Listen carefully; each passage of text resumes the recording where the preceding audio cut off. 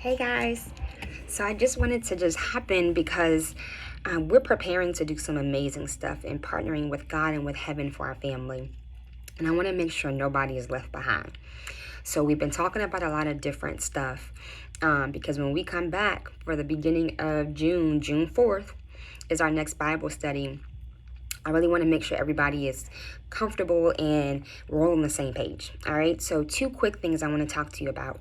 The first thing is if this is what we're going to be talking about in the lesson, so that's why I want to make sure everybody is comfortable, is the statutes and ordinances. A lot of times, and it's not about doing works for God, but it's about knowing that God is a God of principle and of order. And he sets things in place as a sovereign God because that's how the world continues to function. Right? And so as we walk out these things, there are certain statutes and precepts. And you see it in the Bible. David asked in Psalm 119, they asked, or teach me your precepts, teach me your statutes. And that basically means, when you break it down, it means like the prescription. So when something is wrong, a lot of people go to the doctor to get a prescription, right? Or I got sunburned this weekend, right? The precept, the prescription would be to either get some aloe and put that drain on it for some relief, get some Neosporin Plus, right, to kind of help it out a little bit. That was a prescription. So that's the precepts, the statutes of God. He says us first to do certain things because there is an ordinance, which means a verdict, an outcome that's connected to it. So I did that. I put on the Neosporin or the aloe. And the verdict is that if you do that, you're going to get some relief and you're not going to be peeling, because I peel like a mug when I peel, right? And it is ugly.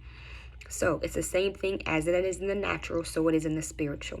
When God has given you something to do, and it may not be even something so deep, right?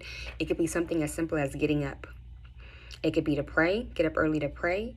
It could be to get up to just set your day so that you're not rushing and fussing at your kids and just stress. It could be so you can leave a little bit earlier so you're not late, right? God gives us a precept or things that he asks of us to do, just like he gave Moses things to do, just like he gave Joshua things to do, right? He'll give us an instruction. And when we do it, there are ordinances, there are verdicts that are related, naturally connected to them.